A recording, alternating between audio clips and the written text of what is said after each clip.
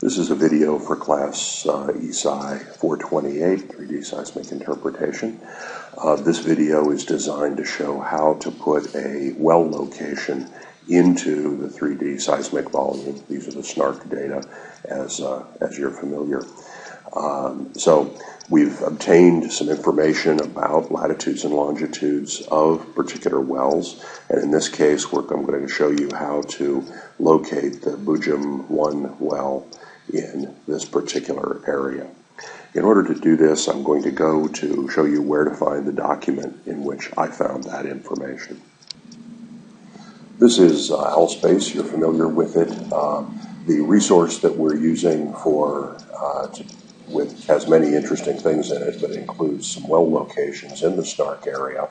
I've gone into resources. I've gone into the heading reading materials, and the highlighted feature here, area summary L13.1 T13.1.pdf, is what we're going to look at.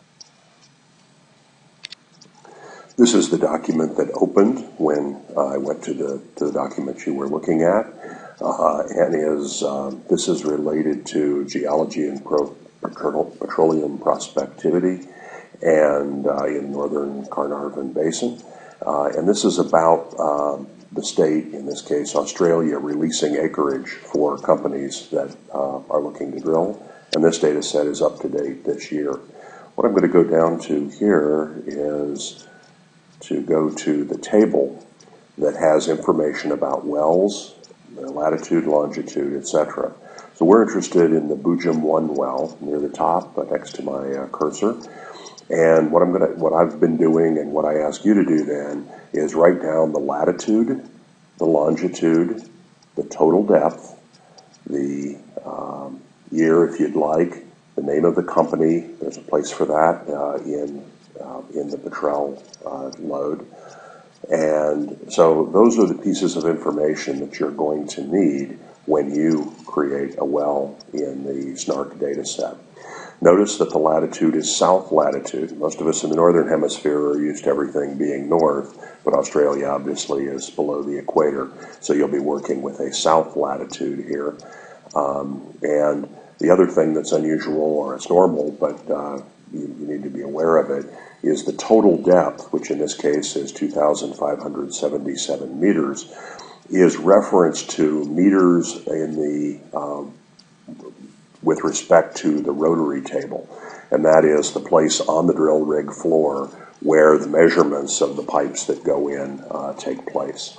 So I'll ask you to write these pieces of information down. In your case, you can always go back and look at them from the OwlSpace source.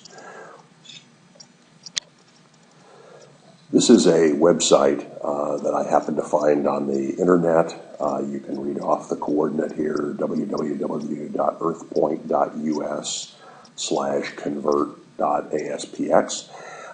There are many others of these, and so this is just the one I happened to pick up. I've gone ahead and I've entered the location, the latitude and the longitude of the Bujum 1 well.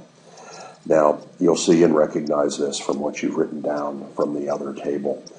One of the things that's important here is you have to put this in the proper format so that it recognizes the location you're looking for.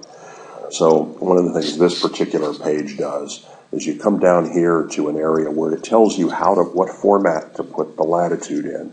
You can actually put latitude in here in a number of different ways. This is what we just call decimal degrees. This is the one that is most like or either of these would be the ones most like the way the data are described in the table that we've looked at.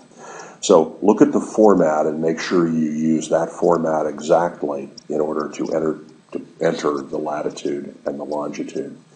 Now, the way this works, once you have these two locations in place, you can hit Calc. And if you come down here, then these are different results from different types of map projection. So in other words, we have UTM here, which is the coordinate that our seismic data are in, and that's what we need to put it into our project in Petrel. So let's go across and look at the numbers that we have, and this is indeed our UTM location. Now the 50 corresponds to the UTM zone 50 that you used when you originally loaded the seismic data as part of your data loading instructions. The K that follows here is a sort of an old-fashioned way of specifying whether it's north or south of the equator, and it divides it into some different steps with different alphabetic letters. So it's a little confusing, but this K tells me that it's in the southern hemisphere. Then we have two numbers, the so-called easting and the northing, and this particular value, these are both in meters.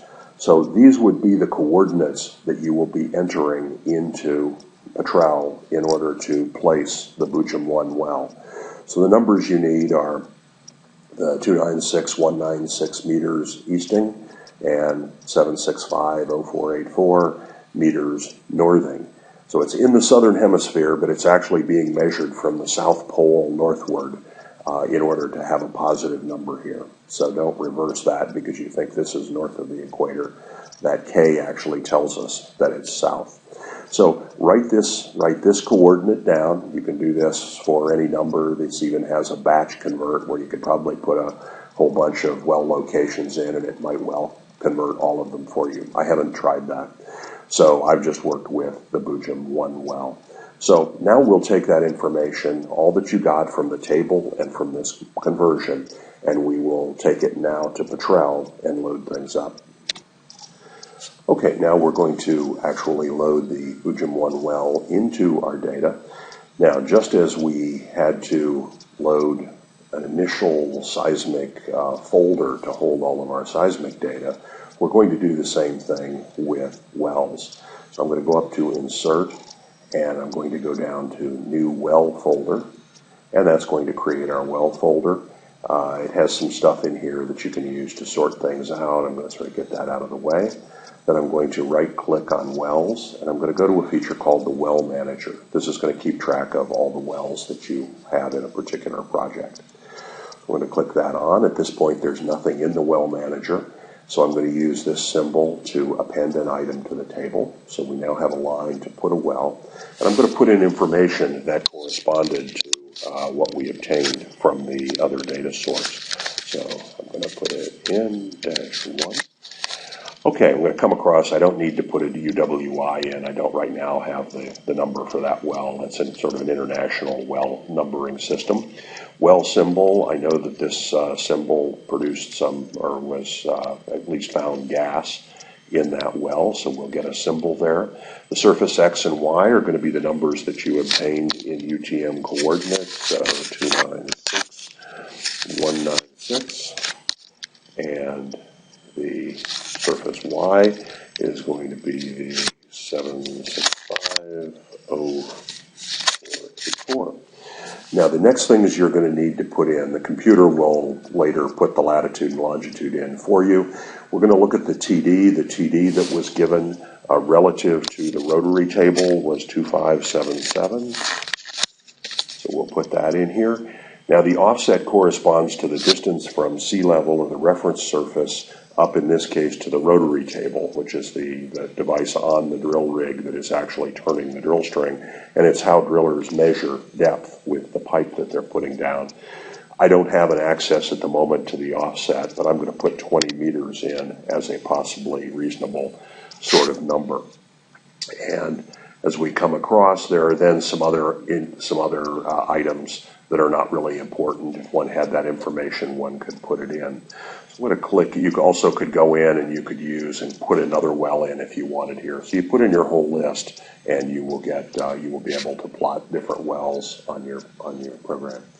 Okay, I'm going to say OK, and I'm going to open this up, and here is a Boojum 1 well. It has the gas symbol. It hasn't been turned on. I'm going to click it like many things so that it will show. You can just barely see it here. I'm going to zoom into it, and we will be able to see the well. So we have Boojum 1, we have its location, we have a pipe going down. Now in this case, I'm using the tag up at the top, any, because the Boojum well is in terms of depth in meters, and all of the seismic data is in two-way time. So if you take an actual point on the well string here, that will not necessarily correspond exactly with the rocks that it is penetrating. So you have to be careful, but it allows it to at least show the positions of the Boojum well as we go along. So we've created this. We can go in and modify it, and we can then do other things. We can add well logs to this. I don't have well logs for the SNARK data set, but so there's a lot that one can do with it. So that's a way to put in a real well or your imaginary well when you're planning to drill a hole as part of your final project. Thanks.